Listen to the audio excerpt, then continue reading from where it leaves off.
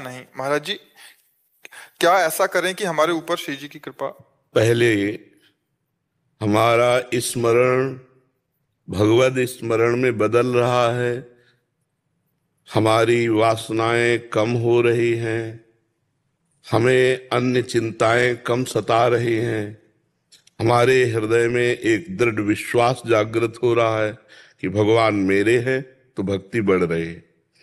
अगर भगवत विस्मरण छूट रहा है, प्रपंच याद आ रहा है, भोग वासनाएं बढ़ रही हैं, प्रपंच अच्छा लग रहा है, माया बढ़ रही, भक्ति नहीं बढ़ रही है। भक्ति बढ़ने के लक्षण हैं हमारा प्रभु के विस्मरण होने पर ऐसी जलन हो जाना, जैसे मछली को जल से अलग निकाले तो तड़पने लगती है, ऐसे तद विस्मरणेन परम व्याकुलते थी। भगवान का विस्मरण होने पर हृदय थर्रा जाए, कांपने लगे, ऐसा कैसे हो गया? ये भक्ति बढ़ रही, इसके लक्षण है। हमारे आचरण परम पवित्र और भगवान को समर्पित, भक्ति बढ़ रही है। सबके प्रति सुखद व्यवहार, किसी को ना वचन से ना शरीर से दुख ना पहुंचने पावे, हमारी भक्ति बढ़ रही है। हमारे काम क्रोध लोभ मोह मद मत्सर कम हो रहे हैं, हमारी भक्ति बढ़ रही है। अगर इसके विपरीत है तो फिर माया बढ़ रही, भक्ति नहीं। महाराज जी, विश्वास पड़ रहा है भगवान पे। मुझे कैंसर की बीमारी थी, प्रभु आपके दया से मैं उससे उद्धार हो पाई। हाँ बच्चा, ये तो ठीक है बीमारी, लेकिन एक बीमारी भव बीमारी है, भव रोग है। इसमें तो ये छोटी छोटी बीमारी, कैंसर तो एक शरीर लेगा, बहुत से रोग से हम अनंत जन्मों से पीड़ित हैं। आवागमन चक्र में हमें इस भव रोग ने फंसा दिया है। इससे मुक्त होने के लिए हमें भगवान की भक्ति करनी है। शरीर चाहे पीड़ा से युक्त हो, शरीर चाहे जितने भयानक दुख में हो, लेकिन हम भगवान की याद में मगन हैं तो हम भव रोग से मुक्त हो जाएंगे। नहीं, बड़े बड़े भजनानंदी संत जन कष्ट सहते हैं, वो किस लिए? इसी भव रोग से मुक्त होने के लिए। नहीं, नाम जप में तो बड़ी सामर्थ्य है, नाम जप से संकल्प करे तो बड़े से बड़े रोग को मिटा दे। तो वो संत जन क्यों भोगते हैं? क्योंकि वो मुक्त होना चाहते हैं, इसी जन्म में अपने प्राण प्यारे भगवान को प्राप्त करना चाहते हैं। इसलिए हर कष्ट सहते हुए भगवान की प्राप्ति के मार्ग में सुमिरन परायण। वो नाम जब भी पढ़ा, भगवान पे विश्वास भी बढ़ा है जब से। हाँ, पर हम इसका आदर नहीं करते। हम देखो, आप उत्साहित हो रहिए, प्रसन्न रहिए, हम इसका आदर नहीं करते, क्योंकि जिसका कैंसर नहीं ठीक हुआ और बड़ा भजन कर रहा है तो वो निरुत्साहित हो जाएगा ना। या जिसकी विपत्ति नहीं टली और वो भजन कर रहा है तो निरुत्साहित हो जाएगा ना। इसका भजन से लेना देना नहीं। अभी अभी जो आपका कैंसर ठीक हुआ है, इसका भजन से लेना देना नहीं, पक्का समझ लीजिए। भजन अभी नई खेती है और ये पुरानी खेती है। अभी प्रारब्ध बकाया है शरीर को अन्य कार्यों के लिए, तो इसलिए कैंसर रुक गया है। इसमें भगवान की कृपा, या हम भजन का प्रभाव नहीं मानते। अगर हम आपको सपोर्ट करते हैं एकदम, तो फिर दसियों निराश हो जाएंगे। सैकड़ों ऐसे हैं जो भजन कर रहे हैं लेकिन विपत्ति संकट और दुख को भोग रहे हैं। तो वो पूर्व जन्म का विधान है, पूर्व कर्मों का है, वो अभी का नहीं है। इसलिए आप आनंदित रहिए, अच्छा हुआ और सबका अच्छा हो जाए, हम यही चाहते हैं सबका अच्छा हो जाए, पर उसका भजन से लेना देना नहीं है।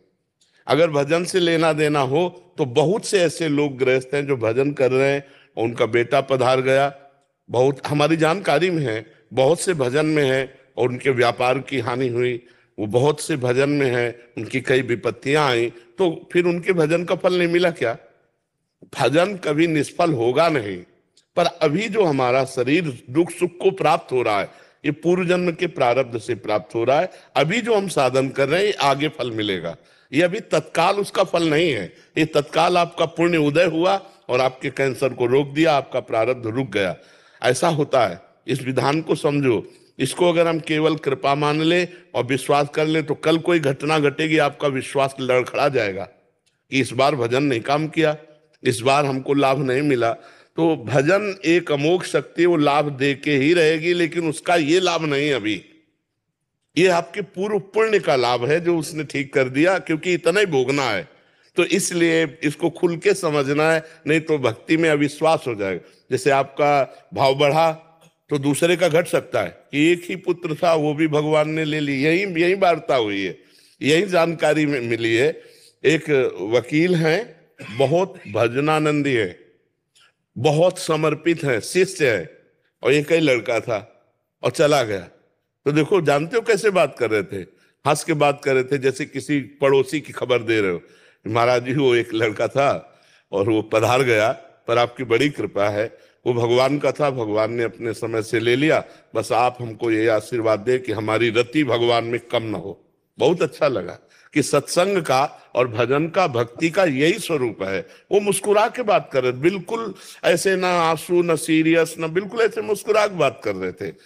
तो हमें लगता है कि भक्ति का ये फल है कि भारी से भारी, अब वकील है, सब ऐश्वर्य है, अब एक लड़का अंतर ध्यान हो गया, अब किस काम का ऐश्वर्य, किस काम का? सब भाई, वो पूरा परिवार सुना हो गया ना, आगे के लिए कोई रास्ता तो रहा नहीं ना। और वो पुरुष हंस के बात करे कि भगवान की बड़ी कृपा, श्री जी की बड़ी कृपा, आपकी बड़ी कृपा, कि ऐसी परिस्थिति में भी हमारा नहीं महाराज जी, क्या ऐसा करें कि हमारे ऊपर श्री जी की कृपा। पहले हमारा स्मरण भगवद स्मरण में बदल रहा है, हमारी वासनाएं कम हो रही हैं, हमें अन्य चिंताएं कम सता रही हैं, हमारे हृदय में एक दृढ़ विश्वास जागृत हो रहा है कि भगवान मेरे हैं, तो भक्ति बढ़ रही है। अगर भगवत विस्मरण छूट रहा है, प्रपंच याद आ रहा है, भोग वासनाएं बढ़ रही हैं, प्रपंच अच्छा लग रहा है, माया बढ़ रही, भक्ति नहीं बढ़ रही। भक्ति बढ़ने के लक्षण हैं हमारा प्रभु के विस्मरण होने पर ऐसी जलन हो जाना, जैसे मछली को जल से अलग निकाले तो तड़पने लगती है, ऐसे तद विस्मरणेन परम व्याकुलते थी। भगवान का विस्मरण होने पर हृदय थर्रा जाए, कांपने लगे, ऐसा कैसे हो गया? ये भक्ति बढ़ रही, इसके लक्षण है। हमारे आचरण परम पवित्र और भगवान को समर्पित, भक्ति बढ़ रही है। सबके प्रति सुखद व्यवहार, किसी को न वचन से न शरीर से दुख ना पहुंचने पावे, हमारी भक्ति बढ़ रही है। हमारे काम क्रोध लोभ मोह मद मत्सर कम हो रहे हैं, हमारी भक्ति बढ़ रही है। अगर इसके विपरीत है तो फिर माया बढ़ रही, भक्ति नहीं। महाराज जी, विश्वास पड़ना भगवान पे। मुझे कैंसर की बीमारी थी, प्रभु आपके दया से मैं उससे उद्धार हो पाई। हाँ बच्चा, ये तो ठीक है बीमारी, लेकिन एक बीमारी भव बीमारी है, भव रोग है। इसमें तो ये छोटी छोटी बीमारी, कैंसर तो एक शरीर लेगा, बहुत से रोग से हम अनंत जन्मों से पीड़ित हैं। आवागमन चक्र में हमें इस भव रोग ने फंसा दिया है। इससे मुक्त होने के लिए हमें भगवान की भक्ति करनी है। शरीर चाहे पीड़ा से युक्त हो, शरीर चाहे जितने भयानक दुख में हो, लेकिन हम भगवान की याद में मगन हैं तो हम भव रोग से मुक्त हो जाएंगे। नहीं, बड़े बड़े भजनानंदी संत जन कष्ट सहते हैं, वो किस लिए? इसी भव रोग से मुक्त होने के लिए। नहीं, नाम जप में तो बड़ी सामर्थ है, नाम जप से संकल्प करे तो बड़े से बड़े रोग को मिटा दे। तो वो संत जन क्यों भोगते हैं? क्योंकि वो मुक्त होना चाहते हैं, इसी जन्म में अपने प्राण प्यारे भगवान को प्राप्त करना चाहते हैं, इसलिए हर कष्ट सहते हुए भगवान की प्राप्ति के मार्ग में सुमिरन परायण। तो नाम जब भी पढ़ा, भगवान पे विश्वास भी बढ़ा है जब से। हाँ, पर हम इसका आदर नहीं करते। हम देखो, आप उत्साहित तो रहिए, प्रसन्न रहिए, हम इसका आदर नहीं करते, क्योंकि जिसका कैंसर नहीं ठीक हुआ और बड़ा भजन कर रहा है तो वो निरुत्साहित हो जाएगा ना, या जिसकी विपत्ति नहीं टली और वो भजन कर रहा है तो निरुत्साहित हो जाएगा ना। इसका भजन से लेना देना नहीं। अभी जो आपका कैंसर ठीक हुआ है, इसका भजन से लेना देना नहीं, पक्का समझ लीजिए। भजन अभी नई खेती है और ये पुरानी खेती है। अभी प्रारब्ध बकाया है शरीर को अन्य कार्यों के लिए, तो इसलिए कैंसर रुक गया है। इसमें भगवान की कृपा, या हम भजन का प्रभाव नहीं मानते। अगर हम आपको सपोर्ट करते हैं एकदम, तो फिर दसियों निराश हो जाएंगे। सैकड़ों ऐसे हैं जो भजन कर रहे हैं लेकिन विपत्ति संकट और दुख को भोग रहे हैं, तो वो पूर्व जन्म का विधान है, पूर्व कर्मों का है, वो अभी का नहीं है। इसलिए आप आनंदित रहिए, अच्छा हुआ और सबका अच्छा हो जाए, हम यही चाहते हैं सबका अच्छा हो जाए, पर उसका भजन से लेना देना नहीं है। अगर भजन से लेना देना हो तो बहुत से ऐसे लोग गृहस्थ हैं जो भजन कर रहे हैं, उनका बेटा पधार गया, बहुत हमारी जानकारी में है, बहुत से भजन में है और उनके व्यापार की हानि हुई, वो बहुत से भजन में है, उनकी कई विपत्तियां आई, तो फिर उनके भजन का फल नहीं मिला क्या? भजन कभी निष्फल होगा नहीं। पर अभी जो हमारा शरीर दुख सुख को प्राप्त हो रहा है, ये पूर्व जन्म के प्रारब्ध से प्राप्त हो रहा है। अभी जो हम साधन कर रहे हैं ये आगे फल मिलेगा, ये अभी तत्काल उसका फल नहीं है। ये तत्काल आपका पुण्य उदय हुआ और आपके कैंसर को रोक दिया, आपका प्रारब्ध रुक गया, ऐसा होता है। इस विधान को समझो। इसको अगर हम केवल कृपा मान ले और विश्वास कर ले तो कल कोई घटना घटेगी, आपका विश्वास लड़खड़ा जाएगा कि इस बार भजन नहीं काम किया, इस बार हमको लाभ नहीं मिला। तो भजन एक अमोघ शक्ति, वो लाभ दे के ही रहेगी, लेकिन उसका ये लाभ नहीं अभी, ये आपके पूर्व पुण्य का लाभ है जो उसने ठीक कर दिया, क्योंकि इतना ही भोगना है। तो इसलिए इसको खुल के समझना है, नहीं तो भक्ति में अविश्वास हो जाएगा। जैसे आपका भाव बढ़ा तो दूसरे का घट सकता है कि एक ही पुत्र था वो भी भगवान ने ले ली। यही वार्ता हुई है, यही जानकारी में मिली है। एक वकील हैं, बहुत भजनानंदी है, बहुत समर्पित है, शिष्य है, और एक ही लड़का था और चला गया। तो देखो, जानते हो कैसे बात कर रहे थे? हंस के बात कर रहे थे, जैसे किसी पड़ोसी की खबर दे रहे हो। महाराज जी, वो एक लड़का था और वो पधार गया, पर आपकी बड़ी कृपा है, वो भगवान का था, भगवान ने अपने समय से ले लिया। बस आप हमको ये आशीर्वाद दे कि हमारी रति भगवान में कम ना हो। बहुत अच्छा लगा कि सत्संग का और भजन का, भक्ति का यही स्वरूप है। वो मुस्कुरा के बात कर रहे, बिल्कुल ऐसे ना आंसू ना सीरियस ना, बिल्कुल ऐसे मुस्कुरा के बात कर रहे थे। तो हमें लगता है कि भक्ति का ये फल है कि भारी से भारी, अब वकील है, सब ऐश्वर्य है। अब एक लड़का अंतर ध्यान हो गया, अब किस काम का ऐश्वर्य, किस काम का सब भाई, वो पूरा परिवार सुना हो गया ना, आगे के लिए कोई रास्ता तो रहा नहीं ना। और वो पुरुष हंस के बात करे कि भगवान की बड़ी कृपा, श्री जी की बड़ी कृपा, आपकी बड़ी कृपा कि ऐसी परिस्थिति में भी हमारा भजन नहीं छूट रहा, हम भगवान, ये है भक्ति का फल।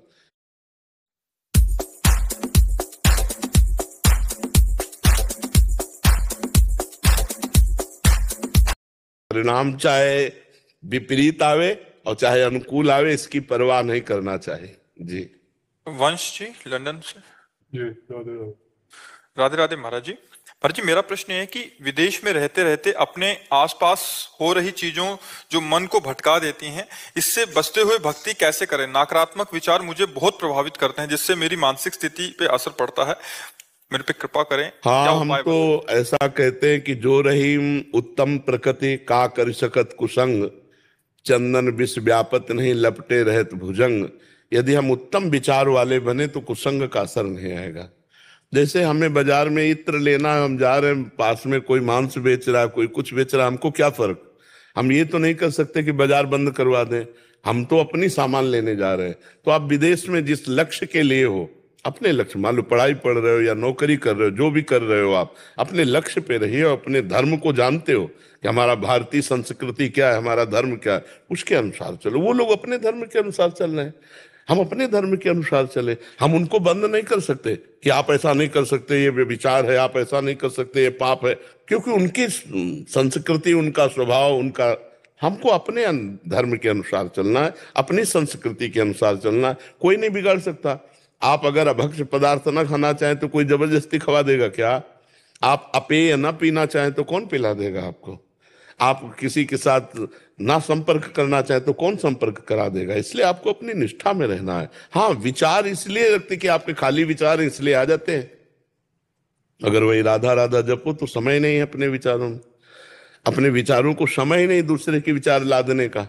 नाम जप करते रहो और अपने धर्म से चलो, खान पान पवित्र रखो, और अवसर मिले माता पिता की सेवा करो। माता पिता बुजुर्गों की सेवा भगवान की सेवा होती है। माता पिता है, हाँ जी और तुम विदेश में रहते तो माँ तुम्हारे साथ रहती है। जी। हाँ, रखना, ऐसा मत करना कि उसको अलग छोड़ दो। हाँ बिल्कुल, और खूब मेहनत करके धर्म पूर्वक कमाओ, अच्छे आचरण करो और माँ की सेवा करो, भगवान का नाम जप करो। विचारों में जो नकारात्मक सोच आती, खाली समय में आती, समय खाली क्यों रखो? राधा राधा राधा राधा राधा, हर समय नाम जपने का अभ्यास करो। ठीक है। अमित जी दिल्ली से। जय श्री राधे। राधे राधे महाराज जी, आपके चरणों में कोटि कोटि प्रणाम। महाराज जी, क्या जबरदस्ती या अनिच्छा से नाम जप करने से असत आचरणों का त्याग संभव है, जिससे भगवत प्राप्ति? अरे इसी से भगवत प्राप्ति होती है। मन कहाँ इच्छा करेगा? मन तो बेईमान भोगों की इच्छा करता है। अनिच्छा से ही भजन शुरू किया जाता है, जबरदस्ती भजन कराया जाता है, नहीं, मन इच्छा थोड़ी करता है। हाँ, धीरे धीरे धीरे धीरे पकड़ने लगता है, फिर स्वयं स्वाद जब आ जाता है तब इच्छा होती है भजन करने की, तब फिर तो रो रो के भी भजन होता है, फिर भगवान के सामने ध्यान होता है, हृदय में नाम चलता होता है, बहुत आनंद होता है। पर पहले तो जबरदस्ती ही भजन करना होता है, और जबरदस्ती भजन करने से ही भगवान की प्राप्ति हो जाएगी, परम मंगल हो जाए। गोस्वामी जी ने एक चौपाई में कहा है, भाव कुभाव अनख आलसहु नाम जपत मंगल दिशि दसहु। भाव से, कुभाव से, अनख से, आलस्य से कैसे भी भगवान का नाम जप किया जाए, वो दसों दिशाओं में कहीं भी हो उसका मंगल ही होगा। समझ रहे आप? जबरदस्ती भजन करवाया जाता है, इसी को तो अभ्यास कहते हैं। भजन में मन नहीं लगता। हम कई बार उदाहरण में कहा है, पानी को कहीं भी छोड़िए वो नीचे ही जाएगा, ऊपर चढ़ाना है तो यंत्र की जरूरत है। ऐसे ही मन को छोड़ दीजिए, वो भोगों में जाएगा, गंदी बातों में जाएगा। अगर उसे भगवान की तरफ लगाना है तो नाम और मंत्र की जरूरत है। बिना नाम मंत्र जपे मन भगवान में नहीं लगता। इसलिए खूब नाम जप करो, जबरदस्ती जप करो, मन न लगे तो जबान से करो, मशीन की तरह जबान चलाओ, राधा राधा राधा राधा राधा, अपने आप सब मंगल होने लगेगा। इस लोक में भी सुख मिलेगा, परलोक में भी आनंद की प्राप्ति होगी। आशुतोष दत्त दुबे जी अयोध्या जी से। श्री हरिवंश महाराज जी, जय सीताराम। महाराज जी, जैसे एक लोभी व्यक्ति धन से प्रेम करता है, दिन रात सोचता है कि धन कैसे मिलेगा, वैसे ही हमारी भी प्रभु के प्रति प्रेम कैसे बढ़े। प्रभु का वो नील कमल के समान कोमल कोमल चरण हमारे हृदय में कब प्रकाशित होगा, कब हमारे राम जी आएंगे, हमारे भोगों के प्रति जो आसक्ति है वो नष्ट होगी। महाराज जी, इसके लिए आपके प्रश्न में उत्तर छुपा हुआ है।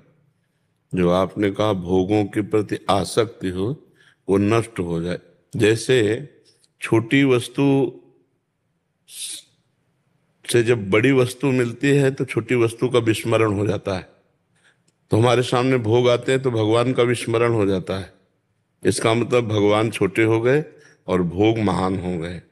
हमारे सामने घटना, परिस्थिति, व्यक्ति, वस्तु, स्थान, इनके आने पर चाहे अनुकूल हो या प्रतिकूल हो, प्रभु का विस्मरण न हो ऐसा अभ्यास किया जाए। अभ्यास योग युक्तेन चेतसा नान्यगामिना, हमारा चित्त कहीं और जाए ही ना, और हमारी इतनी महत्व बुद्धि हो कि त्रिभुवन की राज्य लक्ष्मी देने पर भी आधे पल के लिए अपने प्रभु का विस्मरण न हो, तब ये बात आएगी कि भगवान के सांवले चरणारविंद हमारे हृदय रूपी कमल पर प्रकाशित हो जाए।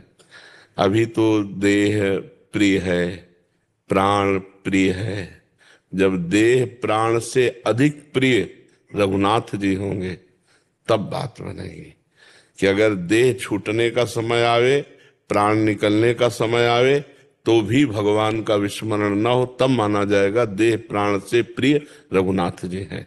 अभी तो भोग ही इतने प्रिय है कि रघुनाथ जी उतने प्रिय नहीं लगते। अभी तो परिस्थिति, व्यक्ति, वस्तु, स्थान, घटना, इसमें इतनी सामर्थ्य है कि रघुनाथ जी का विस्मरण करा देगी, नहीं करा देगी। तो हमको अभ्यास में रहना है, हर समय जिह्वा में नाम चले। जब तक ज्ञान का प्रकाश नहीं होता तब तक महत्व बुद्धि भोगों में बनी रहती, देहाभिमान पुष्ट रहता है। तो आंतरिक ज्ञान और बाह्य ऐसी कोई समस्या बाधा हमको परास्त ना कर पावे, उसके लिए समर्थ है नाम। राम नाम मणिदीप धरी, जी है दे हरि द्वार, तुलसी भीतर बाह्य रहू, जो चाह शिव जियार। यदि हृदय में ज्ञान का प्रकाश और बाहर मंगल भवन भगवान की वो व्यवस्था जो हमारे भजन को ना रोक पावे, तो जिह्वा पे राम राम चलना चाहिए, नाम चलना चाहिए। नाम चल रहा है रात दिन तो कोई परास्त नहीं कर सकता। नाम पाहरू दिवस निशि, रात दिन भगवान के नाम का पहरा है, तो फिर बात बन जाए। हमारी महत्व बुद्धि भगवान में हो तो भगवान का स्मरण नहीं छूटेगा। जैसे अभी 1 करोड़ रुपया प्रेमी जन है, तो हमारी महत्व बुद्धि हम पहले देखें कि भगवान को बैठाले कहाँ है। बहुत छोटी जगह बैठा ले, बहुत छोटी जगह बैठा ले। छोटी सी बात, छोटी सी घटना, छोटा सा भोग, चाहे रसेंद्री कहो, जनेंद्री कहो, भगवान को भुलवा देगा। तो ये सब बड़े हो गए ना, भगवान छोटे हो गए ना। तो एक पलड़े में भगवान की भक्ति है और एक पलड़े में पूरा संसार है। हमारे को चाहिए कि भगवान से बढ़कर संसार ना लगे, इसलिए हम अभ्यास करें कि हमारा नाम न छूटे। मैं करता हूँ महाराज जी, लेकिन आप एक बार एक यहाँ जन आए थे, वो महाराष्ट्र से थे, तो आप बोले थे, मैं सुन रहा था कि आप बोले थे मतलब लिखो ना। मैं संध्या वंदन किया, उसके बाद मैं सोचा 7 मिनट और थोड़ा सा, 7 मिनट का अलार्म लगा दिया, अलार्म लगा के रख दिए और उसी प्रकार लिखने, जो मतलब जो हमको अनुभूति, जो आनंद मिला उस समय, वो बता नहीं सकता महाराज जी। उस 7 मिनट में हम रोज 2 घंटा जपते हैं, लेकिन उसका मतलब अलग कर देंगे उस 7 मिनट, वो 7 मिनट महाराज जी हमारे लिए लग रहा था भगवान स्वयं राम। बस ऐसे चुपचाप गुप्त चलते रहो और अभ्यास बनाते रहो, अपने साधन को प्रकाशित ना करे। जैसे कहीं से भी बात मिले वो अपने साधन में ले आए, उसे गुप्त रखे, वो बढ़ती चली जाएगी। और बड़े भाग्यशाली बच्चा, स्वस्थ शरीर, जवान शरीर है, भजन कर लो और अभी भजन में मन लगा लो। नहीं, जब शरीर अस्वस्थ हो जाता है या भारी समस्या फंस जाती, तो जिसका मन प्रभु में लगा है तो लगा, नहीं फिर लगना मुश्किल हो जाता है। अब जैसे शरीर पीड़ायुत हो ना, तो फिर मन वही पीड़ा में लगता है, फिर भगवान में थोड़ी लगता है। और जिसका भगवान में लग चुका है तो भयंकर पीड़ा की परिस्थिति हो, प्रभु से चित्त जुड़ जाए तो बात है। जी आपको रास्ते में कल रात में देखा, वो ऐसा लगा हमको ना जैसे कहीं भी किसी के दर्शन से नहीं हमको मिला, जो आपको पहली नजर में देखे हम, ऐसा लगा कि कौन मतलब भगवान। वो भगवान की बच्चा कृपा होती है, भगवान की कृपा होती है। अब जैसे ये जीवन है ना, केवल भगवान को समर्पित जीवन है, बस बाट जोर है शरीर छूटने की, कि कब उनका हुक्म हो और उनके चरणों में समर्पित हो जाए। पूरा जीवन, हाँ पूरा जीवन जिसके लिए तड़पा जाता है ना, ये अंतिम उन्हीं के लिए होता है कि बस कहीं ऐसा ना हो कि और चिंतन आ जाए और फिर शरीर छूटे, उन्हीं का चिंतन से निरंतरता बनी रहे महाराज जी। ऐसे मंदिर में जैसे कनक भवन सरकार है, मैं कभी ऐसा हमेशा तो नहीं, लेकिन बच्चा मंदिर के बाहर निकलती वो मतलब कुछ समय बाद छूट जाता। बात यह है बच्चा कि अभी तुमने अपने हृदय मंदिर के ठाकुर जी के दर्शन नहीं किए और माना नहीं कि हृदय मंदिर में ठाकुर जी है। नहीं तो चाहे जहां अपवित्र स्थान हो वहां ले चलो, वहीं भी वैसा ही आनंद रहेगा जैसा वृंदावन में आनंद रहेगा, अपवित्र स्थान में भी। क्यों? यहाँ प्रभु को देखो, यहाँ भी प्रभु विराजमान है। केवल बाहर ही प्रभु मंदिर में नहीं विराजमान है, केवल प्रभु धाम में ही विराजमान नहीं है। कहो सो कहाँ जहाँ प्रभु नहीं, तो यहाँ भी प्रभु को देखो ना। बाहर कनक बिहारी के दर्शन करो, फिर अंदर कनक बिहारी को लाओ, और जिधर जाओ वो साथ में हमारे हैं। जब सर्वत्र हैं तो यहाँ भी हैं, जब सबके हैं तो यहाँ भी हैं, जब सब समय है तो इस समय भी है। भजन जो है वो विचार से होता है। हमारा विचार संसार का है, हम घसीटना चाहते हैं प्रभु का नाम, तो बड़ा मुश्किल पड़ता है। जब हमारा विचार ही भजन में बन जाता है, हम इनसे बात कर रहे हैं, इनको भगवान देख के बात कर रहे हैं, हमारा विचार भजन है। हम आपसे बात करना, कोई क्रिया करना, कहीं जाना, कहीं आना, परिवार से बात करना, या व्यापार करना, या किसानी करना, या नौकरी, ये सब भजन बन जाए बच्चा, अगर हमारे विचार भजन बन जाए। हमको केवल एक भजन और एक संसार, दो विभाग नहीं करने, हमको संसार को भी भजन बनाना है, तभी सच्चा भजन हो पाएगा, आठों पैर भजन हो पाएगा। देखो, जड़ चेतन जग जीव जत सकल राम में जान, ये है भजन का स्वरूप। जहां भी है, जहां भी दृष्टि जा रही, सब भगवान का स्वरूप है, ऐसा मानना जी। सागर जी, कुरुक्षेत्र। महाराज जी राधे राधे। राधे राधे महाराज जी। महाराज जी, ठाकुर जी के प्रेमियों को विरह क्यों मिलता है? प्रेम का प्रभाव ऐसा होता है और प्रेम का स्वभाव ऐसा होता है। प्रभाव ऐसा होता है कि बड़े बड़े ज्ञानी को भी विस्मरण करा दे, भगवान को विस्मरण करा देता है। देखो, प्रेम का प्रभाव तुम्हें दिखाते हैं।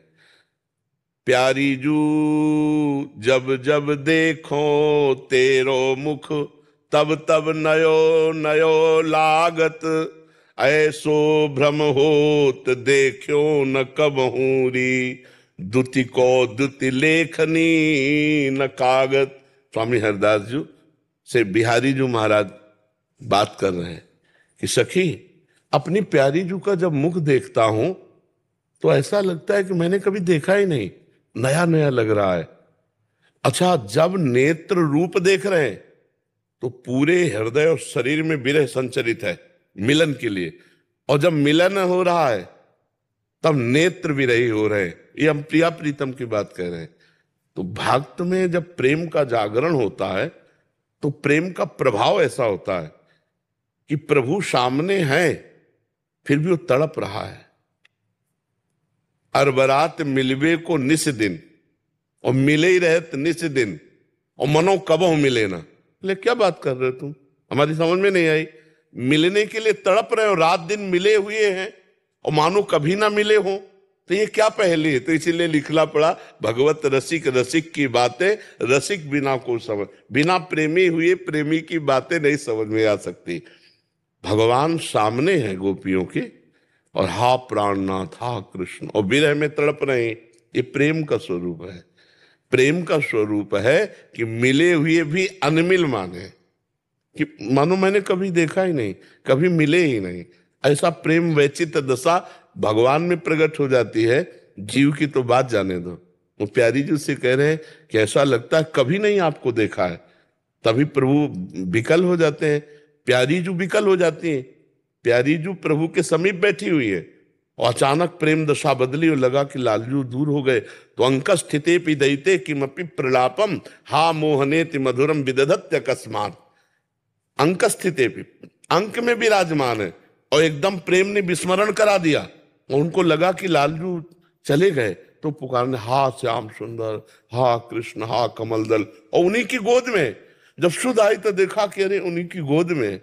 अंक स्थिते पी, अंक माने गोद में, अंक स्थिते पी दैते किमपि प्रलापम हा मोहनेति मधुरम विदधत अकस्मात्। ये प्रेम का प्रभाव कि प्रभु को विस्मरण करा देता है। अपने लोग तो जीव न लाज तीन लोकन की, न वेद को कहो करे, न शंख भूत प्रेत की, न देव जच्छते डरे, सुने न कान और की, दृश्य न और इच्छना। हमें अपनी मस्ती में रहना। लोग हमें क्या, हम लोगों के लिए प्रेमी है क्या?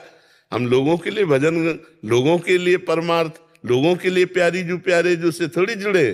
वो तो हृदय की बात। लोग हमको पागल कहें, बोलते हैं महाराज जी, कहते हैं तू कभी पागल ना हो जियो। नहीं पागल